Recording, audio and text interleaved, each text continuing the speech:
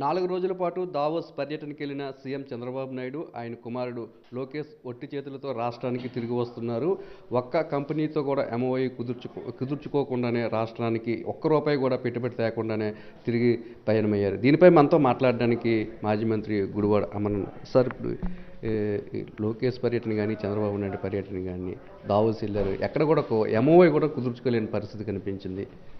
వీళ్ళు వెళ్ళింది రాష్ట్రం తాలూకా బ్రాండ్ ఇమేజ్నో లేదా రాష్ట్రంలో ఉన్నటువంటి అవకాశాలని వనరుల్ని షోకేస్ చేసి రాష్ట్రానికి పెట్టుబడులు తీసుకురావడానికో వెళ్ళినట్టుగా కనబడట్లేదు. పూర్తిగా వారి తాలూకా ఇండివిజువల్ బ్రాండ్ ఇమేజ్ని వాళ్ళ పబ్లిసిటీ మార్కెటింగ్కి ఉపయోగించుకునేటువంటి దానికి రాష్ట్ర ప్రజల తాలూకు సొమ్ముని దాదాపు 20 కోట్ల రూపాయలను ఖర్చు పెట్టి ఈరోజు ఈ పర్యటన వారు చేసినట్టుగా కనబడతా ఉంది. దాదాపు 4 రోజుల పాటు జరిగినటువంటి ఈ దావోస్ పర్యటనలో ఎక్కడ చూసినా ఆలోచిస్తాం, లేదా చర్చిస్తాం, లేకపోతే చూద్దాం, ఈ మాటలే తప్ప ఆంధ్రప్రదేశ్ రాష్ట్రానికి వస్తామని కానీ ఆంధ్రప్రదేశ్ రాష్ట్రంలో పెట్టుబడులు పెడతామని కానీ ఎక్కడా కూడా చెప్పినట్టుగా ఒక ఎంఓయూ కానీ లేదా ఒక పెట్టుబడి వస్తున్నట్టుగా మనకి ఎక్కడ కనబడలేదు. పక్క రాష్ట్రం మహారాష్ట్రలో దాదాపు 8.5 లక్షల నుంచి 9 లక్షల కోట్ల రూపాయలు పెట్టుబడులు ఆకర్షించారు. తెలంగాణలో దాదాపు 56,000-60,000 కోట్ల రూపాయలు అక్కడ పెట్టుబడులు పెట్టడానికి ముందుకు వచ్చే సంస్థలు అనేటువంటివి కనబడతా ఉన్నాయి. తీరా పోని కొత్త పెట్టుబడుల సంగతి పక్కన పెడితే గతంలో జగన్మోహన్ రెడ్డి గారి హయాంలో జిందాల్ని, అత్యంత పెద్ద సంస్థ అయినటువంటి జిందాల్ని రాష్ట్రానికి తీసుకుని వచ్చి అనేక రంగాల్లో ఈ రాష్ట్రంలో పెట్టుబడులు పెట్టడానికి వారిని ముందుకు తీసుకుని వస్తే దాదాపు 3.5 లక్షల కోట్ల రూపాయలు పెట్టుబడులు.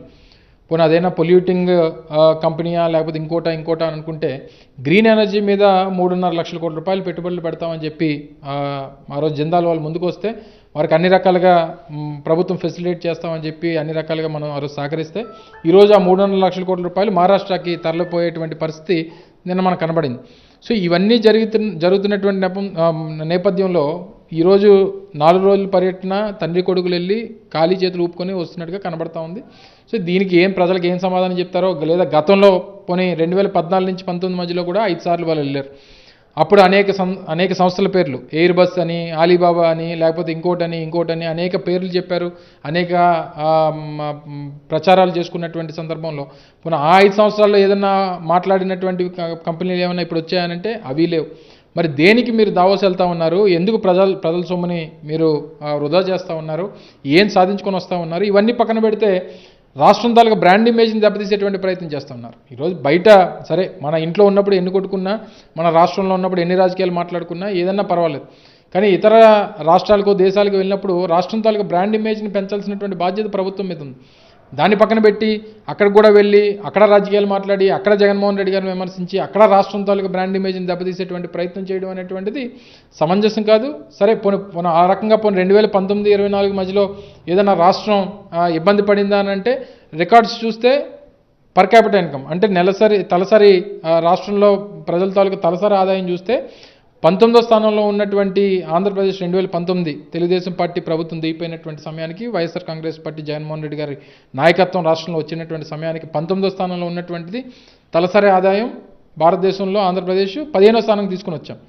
ఇండస్ట్రియల్ గ్రోత్లో 11వ స్థానంలో ఉన్నటువంటి దాన్ని 9వ స్థానంలో తీసుకుని వచ్చాం. మరి రికార్డ్స్ ఏమో ఈ విషయాలు చెప్తా ఉన్నాయి, మీ మాటలేమో ఒక రకంగా ఉన్నాయి. మరి ఏది ప్రజలకి చెప్పాల్సిందో అది చెప్పడం మానేసి మీరు ఈ రకంగా దుష్ప్రచారం చేయడం, బ్రాండ్ ఇమేజ్ని వీరు చేసిందల్లా దావోస్ వెళ్ళి ఆంధ్రప్రదేశ్ రాష్ట్రం తాలూకా బ్రాండ్ ఇమేజ్ని దెబ్బతీసుకొని వచ్చారన్నటువంటిదే నాకైతే కనబడతా ఉంది.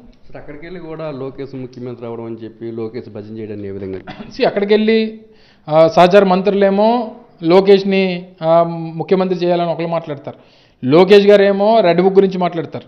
అంటే అసలు రాజకీయ ప్రసంగాలు చేయడానికి, రాజకీయ విమర్శలు చేయడానికి దావోస్ని మీరు ఎంత ఖర్చు పెట్టి మీరు అక్కడికి వెళ్ళి పారిశ్రామికవేత్తలతో చర్చించి వాళ్ళని ఆకర్షించి ఈ రాష్ట్రంలో పెట్టుబడులు పెట్టడానికి తీసుకురావడం పోయి మీరు వెళ్ళి అక్కడ రాజకీయాలు మాట్లాడుకుంటే ఎక్కడికి వెళ్తూ ఉన్నారు? అంటే వాళ్ళకి బుర్ర ఏ రకంగా పనిచేస్తూ ఉందనేటువంటిది అర్థం కావట్లేదు. మళ్ళీ ఆయనే మాట్లాడిస్తాడు, మళ్ళీ ఆయనే మందలిచ్చినట్టుగా మళ్ళీ టీవీలో చూపిస్తాడు.